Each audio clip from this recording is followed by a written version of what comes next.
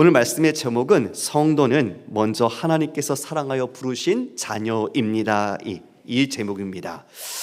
자, 이 오늘 에베소서가 언제 기록이 되었을까요? 주후 60년경에 바울이 로마에 가택 연금되어 있을 때 기록되었다고 합니다. 연금 상태에서는 자신을 찾는 사람을 만날 수가 있었고 또 편지를 보낼 수가 있었죠. 바울이 지금 이 편지를 에베소서에 보냅니다. 서두에 드린 것처럼 이 에베소 교회에 있는 바로 그 성도들을 향해서 바울이 복음이 무엇인지, 그래서 1장부터 3장까지 복음에 대한 내용을 서술하고 4장부터는 복음으로 어떻게 성도가 살아야 하는지 6장까지 권면을 하게 되는 구조를 가지고 있죠. 이것은 동일하게 우리 모두에게도 이 시대에 살아가야 할 말씀이며 삶이기도 합니다. 에베소 이 도시는요, 당시 로마 제국에서 5번째 안에 드는 도시였습니다. 로마, 안디옥, 고린도, 알렉산드리아, 이 4개 도시와 함께 더불어 가장 중요하고 영향력 있는 도시였죠. 소아시아의 항구 도시였는데 상업과 또 정치와 종교의 아주 중심지기도 했습니다. 여러분, 에베소 하면 혹시 떠오르는 그 신전 있으십니까? 예, 아르테미 신전, 아데미 신전이라 나오지요. 미의 여신의 신전이 바로 이 에베소의 자랑이었습니다. 그처럼 이 에베소는 우상과 또 미신, 이런 마술, 이것들이 지배하고 있었던 도시이기도 했죠. 지금 이 에베소는 국제 도시로서 자유로운 곳이었습니다. 인종을 차별하지 않을 만큼 수용력이 있는 곳이었습니다. 그래서 문화나 지식들이 아주 빈번하게 이루어지는 곳이기도 했었죠. 그러다 보니 이 기독교인으로서 복음을 붙잡는다는 것은 반대로 말하면 이 모든 세상 속에서 다른 것들을 차별하고 아니면 다른 것들과 떨어져서 이제 믿음의 길을 가야 한다는 다른 차별과 배제와 시선을 받아야 하는 그런 모습들이 당연히 주어졌죠. 이들에게는 이 길이 맞나? 이렇게 사는 것이 바른 것인가라는 그런 마음도 들었을 것입니다. 바로 그런 상황에 있는 에베소 성도들에게 지금 바울은 이 서신을 통해, 그리고 바로 2000년 이상 지난 우리에게도 이 서신을 통해서 권면하고 있는 겁니다. 여러분, 우리 1절 말씀을 함께 읽어볼까요? 시작. 하나님의 뜻으로 말미암아 그리스도 예수의 사도된 바울은 에베소에 있는 성도들과 그리스도 예수 안에 있는 신실한 자들에게 편지하노니. 서두를 여는데 첫 줄은 제일 중요하죠. 여러분, 뭔가 글을 쓸 때 첫 문장을 어떻게 시작할지 이건 너무 중요합니다. 근데 여기에 지금 바울은 하나님의 뜻으로 말미암아라고 분명하게 기록합니다. 하나님의 뜻으로 말미암아 내가 사도가 된 바울이다, 이것을 이야기하죠. 사도권을 변호하기 위한 것도 있겠지만 제일 중요한 게 뭘까요? 내 뜻대로 된 인생이 아니라는 거예요. 내 마음대로 가는 인생이 아니라는 거예요. 예, 바울은 자기 뜻대로 갈 때는 오히려 박했습니다. 그게 진짜 열심이고 바른 방향인 줄 알았죠. 그러나 다메섹 도상에서 부활의 주님을 만났을 때 주님의 뜻을 알게 됐죠. 이방인을 위해 택한 그릇, 자신을 향한 하나님의 뜻을 알고 회심을 하고 그 모든 인생이 복음의 증인으로서의 사명을 감당하고 있는 겁니다. 여러분, 바울에게 주어진 사도라는 사명은 자신의 확신, 자신의 결정이 아니라 하나님의 뜻으로 주어진 소명이었던 겁니다. 할렐루야. 이게 중요합니다. 바로 소명. 여러분 한 분 한 분을 이 자리에 있게 하신 것은 내 뜻과 내 확신과 내 결정으로 온 게 아닙니다. 하나님이 여러분을 뜻 가운데 부르셨고 여러분에게 이 소명을 주셨고, 그래서 그 소명 가운데 우리는 사명을 감당하는 자로 이 자리에 있게 된 거죠. 여러분, 2025년도 한 해를 돌아보시면서 마음에 드는 일도 있었고 아픈 일도 있었을 겁니다. 여러 가지 일이 있지만 그 모든 것 가운데 하나님의 손길, 하나님의 뜻이 우리를 붙들어 주셨기에 우리가 이 귀한 은혜의 예배 자리에 있음을 여러분 감사하시길 바랍니다. 그것이 진짜 우리가 그리스도인이 첫 번째 가져야 할 삶의 가장 중요한 동력이며 삶의 의미인 겁니다. 하나님의 뜻으로 말미암아 우리는 산다. 그 뜻이 지금 우리를 붙잡고 있고 여전히 우리를 이끌어가고 있다. 그러므로 우리가 좌충우돌하면서 넘어지고 실족하고 낙심할 때도 있지만 하나님의 뜻에 붙잡힌 우리야말로 쓰러지지 않고 우리가 넉넉히 주님의 뜻 가운데 살아갈 수 있음을 믿습니다. 지금 바울은 그걸 고백하는 거예요. 내 자신이 어떤 존재라고 밝힌 게 아니라 하나님의 뜻으로 말미암아 이와 같이 내가 사도로서 이 모든 복음의 사명을 감당했다. 3년간 그들과 함께 했죠. 그 삶에서 어떻게 복음을 전했는지 그들은 직접 경험을 했지요. 그 모든 것이 하나님의 선명한 뜻 가운데 이루어졌다는 것을 지금처럼 밝힌 겁니다. 그러면 이 편지를 받는 수신자들은 과연 어떤 정체성을 갖고 있는 사람들일까요? 이렇게 말하네요. 에베소에 있는 성도들과. 여러분, 성도라는 하기오스라는 이 단어는 구별되다, 분리되다는 의미를 갖고 있습니다. 거룩한 무리, 성도의 이 의미 안에는 하나님이 우리를 하나님의 소유 삼으셨다라는 의미가 있는 거죠. 우리는 내가 무언가에 의미를 부여하고요, 이거 참 좋다, 이제 내 것 삼아야지 하면 이것은 내 소유로 바뀝니다. 그렇죠? 이제 이것이 내 소유가 된 것처럼 하나님께서 이 수많은 사람들이 있지만 그 가운데 우리를 하나님의 뜻 가운데 부르신 거예요. 그래서 우리를 소유 삼아 주신 거예요. 바로 그것이 지금 성도라는 구별된 분리됨으로써 나타나는 것이죠. 내가 완전한 도덕성을 가진 사람이어서가 아닙니다. 우리가 무언가 탁월하고 우월한 사람이어서가 아닙니다. 하나님께서 은혜로 우리를 하나님의 자녀 삼으시고 구별하시고 우리를 부르신 거예요. 그것이 바로 성도입니다. 여러분, 성도라는 이름이 얼마나 귀한지 몰라요. 거룩한 하나님의 백성, 하나님의 무리, 이것이야말로 하나님 안에 속했다라는 귀한 정체성, 그리고 하나님의 특별한 사랑을 받고 있다라는 존재를 나타내는 바로 우리를 향하신 호칭이기 때문이죠. 그래서 여러분 한 분 한 분이 하나님의 성도, 주께서 구별하여 따로 불러내셔서 내 거룩한 백성이야, 내 자녀야, 내 거야 라고 말씀하고 있는 겁니다. 내 자신을 보면 형편없을 때가 있죠. 저를 돌아봐도 실망할 때가 있어요. 낙심할 때가 있어요. 왜 그 모양이니? 왜 그것밖에 안 되니? 왜 그릇이 그거밖에 안 되니? 이렇게 말할 때가 있고요. 또 죄로 인해서 넘어질 때도 참 나라는 존재가 비참하구나, 연약하구나, 그걸 보게 됩니다. 그런데 그런 나를 향해 하나님께서 뭐라고 하세요?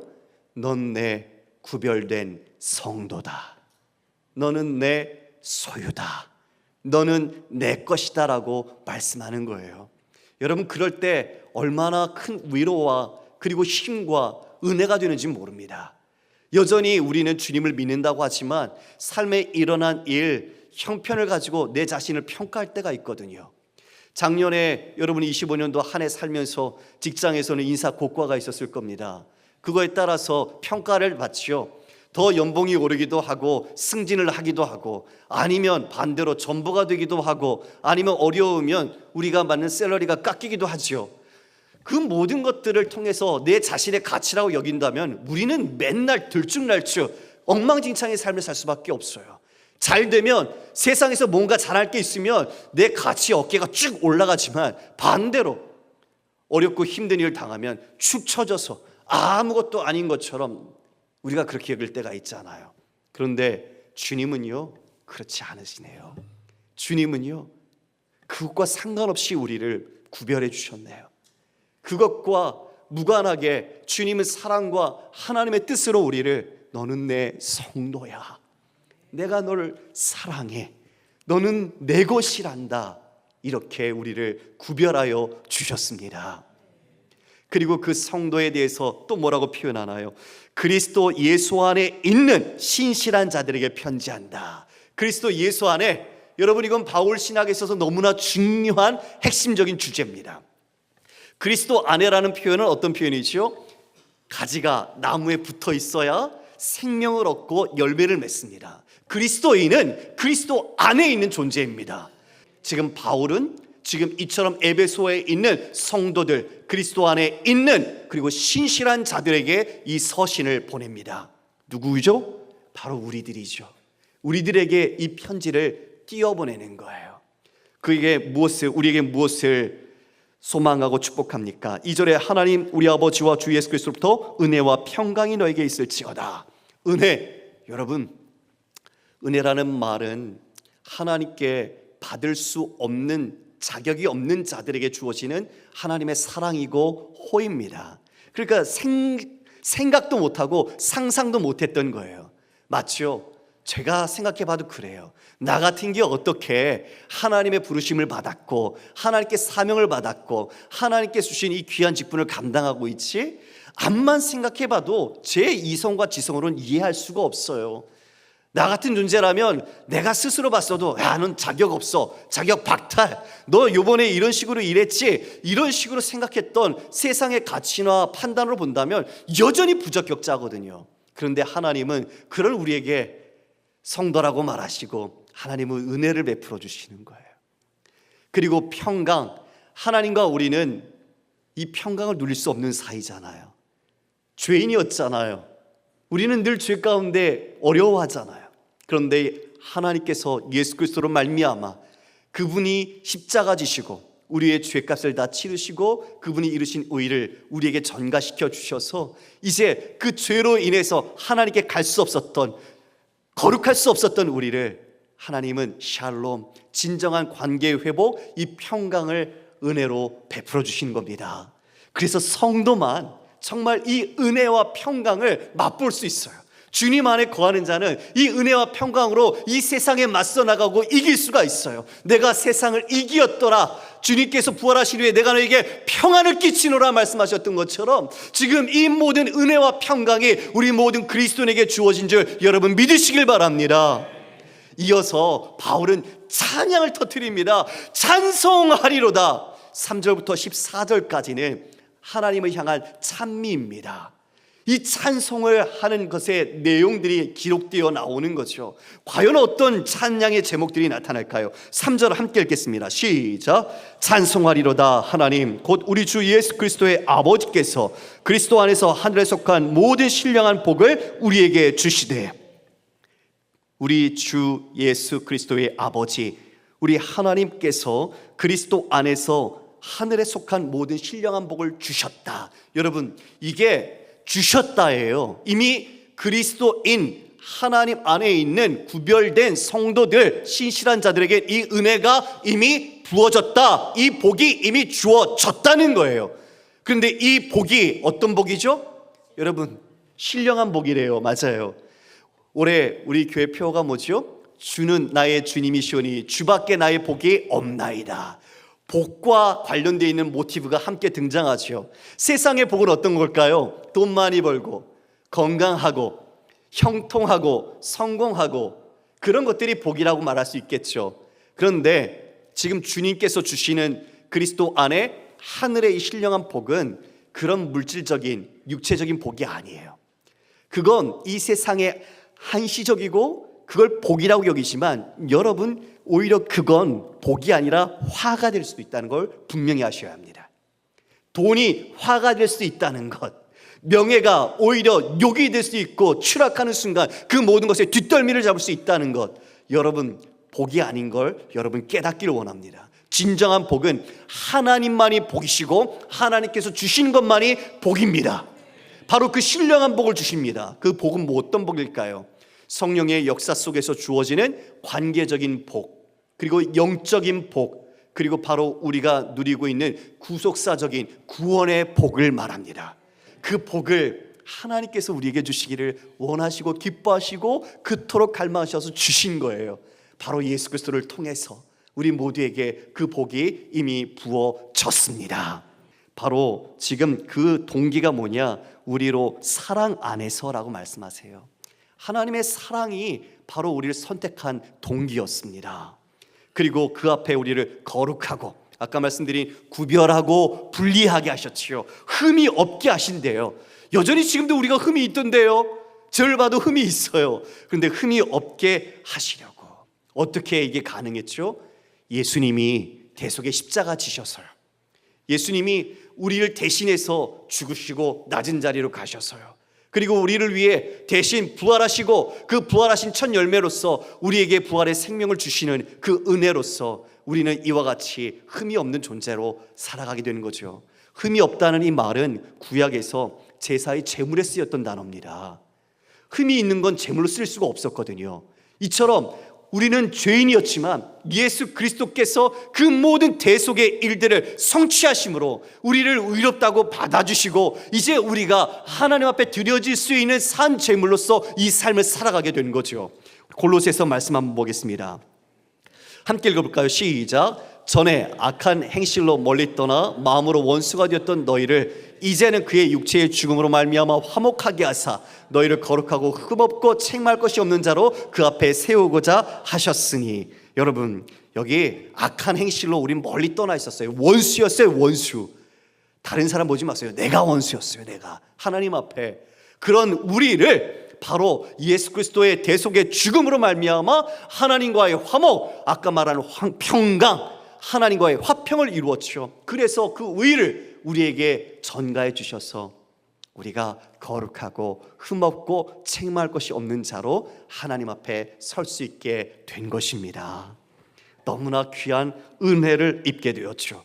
자, 하늘의 신령한 복이 창세전에 하나님께서 우리를 선택하셨다. 이것에서 이미 우리는 그 복을 누리고 있습니다. 자, 5절 함께 읽어볼까요? 시작. 그 기쁘신 뜻대로 우리를 예정하사 예수 그리스도로 말미암아 자기의 아들들이 되게 하셨으니. 하나님께서 억지로가 아니에요. 하나님의 뜻, 기쁘신 뜻을 따라서 우리를 예정하셨답니다. 우리를 예정하셨대요. 여러분, 어떤 것으로 예정하셨을까요? 예수 그리스도로 말미암아 자기 아들들이 되게 하셨다.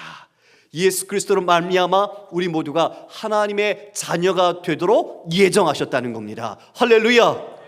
여러분, 이 예정이 너무나 깊어요. 창세 전에 이미 하나님이 우리에 대한 구원의 계획을 갖고 계셨다는 거예요. 내가 모태에서 조성되기도 전에, 내가 무엇인가 하나님께 아름답고 잘한 것을 나타내기도 드리기도 전에 하나님께서 우리를 이미 이처럼 예정하셔서 하나님의 아들과 딸, 내 소유, 내 자녀로 삼기로 이미 작정하셨다라고 말씀하고 있는 겁니다. 여러분, 이걸 칼빈은 이와 같이 이야기를 합니다. 기독교 강요에서 하나님의 택하심은 우리의 공로나 예지된 믿음 때문이 아니라 오직 하나님의 선하신 기쁨에서 나온 것이다. 우리의 모든 공로 아니면 우리가 믿을 것을 알고 우리를 선택하신 것이 아니라 오직 하나님의 기쁘신 뜻으로 우리를 위하여 예정하셨다. 그래서 우리가 하나님의 백성, 하나님의 아들, 딸이 되도록 하나님이 이끄셨다는 거죠. 그런데 이 예정을 자꾸 오해해요. 어떻게 오해할까요? 야, 난 예정 받았어. 난 예정된 자야. 그러면 그 삶을 자신의 뜻대로 살아가는 거예요. 그리고 그 기준으로 자꾸 다른 사람을 봐요. 예정된지 안 됐는지. 그것에 대한 부작용을 얘기하죠. 여러분, 예정은요, 누구를 위한 것인가가 아니라 무엇을 위한 것인가에 있어요. 그러니까 나는 예정받았고 저 사람 하는 것보다 저 사람은 예정받지 않은 것 같아. 예정된 자면 나중에라도 하나님 부르시겠지. 이런 의미가 아니에요. 예정이란 하나님께서 우리를 얼마나 사랑하셔서 하나님의 자녀가 되게 하셨는가에 있는 거예요. 그래서 우리에게는 안전하다는 것, 하나님이 우리를 사랑하신다는 것, 하나님이 이처럼 우리를 보증하신다는 것이 예정에 담겨있는 은혜입니다. 그래서 이 예정과 더불어 나타나는 것이 양자예요. 입양이요. 하나님이 그토록 원하신 게 바로 이 마음이었던 거죠. 죄로 인해 멀리 있던 원수된 우리를 예수 그리스도를 통해 하나님의 백성으로, 양자로 삼으시는 거예요. 가족의 관계로 우리를 부르시는 거예요. 대학생 때 이렇게 좀 가보면 보육원이죠. 그 아이들은 사랑에 갈급해합니다. 가장 그 가운데 사랑이 고프고 그리고 마음이 가고 긍휼히 여겨지고 돌봄이 필요한 아이에게 마음이 가는 거예요. 그래서 자기의 돈을 들여서 모든 행정적인 것들을 다 값을 치르고 그리고 그 아이를 자신의 자녀로 자신의 가정 안에 데려오는 거죠. 그러면 그 아이에게 그렇게 이야기할까요? 내가 이 모든 대가를 치렀으니, 내가 내게 이 입양을 해줬으니 이제 너는 거기에 대가를 치르며 살아라, 그렇게 말할까요? 아니죠. 바로 성도가 그런 거예요. 하나님께서 은혜로 우리를 예수 그리스도 그 모든 속량의 값을 지불하시고 우리를 주의 자녀로 삼으셔서 우리를 사랑하기를 원하시는 거예요. 가족의 관계를 부르시는 거예요. 이제 그때부터 우리는 어떨까요, 여러분? 그 아이가 눈치 보면서 그 집에 사는 게 그게 자녀의 모습일까요? 아니잖아요. 이제는 엄마 아빠라고 불러. 이제는 이 식탁에서 같이 먹는 거야. 네가 아프면 아빠한테 달려와야 해. 그리고 네가 뭔가 도움이 필요하면 우리 엄마 아빠한테 찾아와서 이야기해. 그게 네가 할 수 있는 거야. 너는 우리 집의 자녀야. 너는 내 아들이야, 딸이야. 하나님이 그렇게 우리를 부르신 거예요. 여전히 어쩌면 우리는 주님 앞에 눈치를 보며 살 수도 있겠죠. 내 모습을 보고 나는 자격이 없다고 여기는 순간 여전히 이 집은 나한테 맞지 않아라고 여기는 사람도 있을 수 있겠죠. 그건 하나님의 사랑을 몰라서 그렇죠. 하나님의 마음을 몰라서 그렇죠. 하나님의 마음은 너 넘어져도 괜찮아. 네가 상처받아도 괜찮아. 내가 이와 같이 쓰러져도 괜찮아. 내가 붙잡아 줄게. 일어나. 나랑 같이 가자. 너는 내 아들이고 딸이란다. 그렇게 입양하는 동기는 바로 사랑이에요. 사랑이에요. 그 사랑으로 하나님이 우리를 성도라고 부르시고 하나님의 자녀로 삼아주신 거예요. 바로 양자, 입양이죠. 이것이 로마서에 그 로마 시대에 양자 제도가 있었습니다. 그것은 신분의 변화뿐만 아니라 그 모든 상속자가 된다는 걸 의미하죠. 하나님이 바로 저와 여러분을 입양하시고 양자해 주신 것은 하나님 나라의 상속자고 하나님의 자녀로서의 신분을 허락하신 거예요. 놀라운 은혜가, 우리가 진짜 감지덕지할 만한 은혜가 우리 안에 부어졌다는 걸 여러분 깨달으시길 바랍니다. 이 축복을 이미 우리가 누리고 있는 거예요. 그런데 이 축복을 우리가 알면 이제 담대하게 나갈 수 있죠. 힘있게 나갈 수 있죠. 그런데 이걸 모르면 여전히 세상 가서 세상의 기준으로 그 주인을 삼고 복인 줄 알고 사는 거예요. 여러분, 그래서 우리가 스타트가 중요합니다. 올해 시작, 우리 교회, 우리 가정, 나 자신이 어떻게 시작해야 하는가? 나는 어떤 존재인가? 하나님께서 창세전에 나를 선택하신 존재다. 그리고 하나님께서 우리를 이와 같이 부르셔서 하나님의 자녀 삼아주신 존재, 우리를 이처럼 하나님의 상속자로 삼아주신 존재, 하나님께서 나를 아들과 딸로 자녀로 입양해 주신 존재, 바로 이것을 아는 것이 우리가 26년도 새로운 시작을 할 수 있는 스타트의 라인이 되는 것이죠.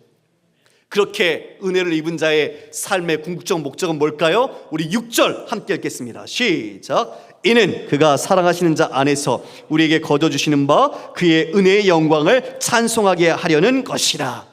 그 사랑하신 자에서 우리에게 주신 그 거저주신 은혜, 여러분, 그 은혜, 말로 할 수 없는 은혜, 갚을 수도 없는 은혜, 그 모든 은혜를 바로 여러분이 증거하는 거예요. 여러분의 삶에서 드러내는 거예요. 왜요? 이미 우리는 그 은혜를 받았잖아요. 그 은혜, 신령한 축복을 누리고 있잖아요. 하나님의 선택을 받았고 하나님께서 우리를 이와 같이 예수를 통해서 거룩하게 하시고 우리를 양자 삼아주셨고 우리를 예정 주신 이 모든 은혜, 이제 이 모든 것이 우리에게 든든하게 있으니 우리의 모든 삶, 우리의 모든 인격, 여러분에게 하는 모든 자리에서 바로 나 자신은 하나님의 은혜의 덩어리입니다. 신령한 복을 받은 자입니다. 이것이 바로 우리의 인생의 성공이고 우리가 올 한 해 하나님께 올려드려야 할 영광인 줄 믿습니다. 여러분 모두가 오늘 내가 누구인가, 우리 가정이 어떻게 서야 하는가, 우리 교회가 어떻게 믿음으로 달려가야 하는가, 이 말씀 속에서 다시 한번 굳게 붙잡고 올 한 해 하나님의 영광의 은혜의 찬송을 부르며 끝까지 완주해가는 모두가 되기를 주님의 이름으로 축원합니다.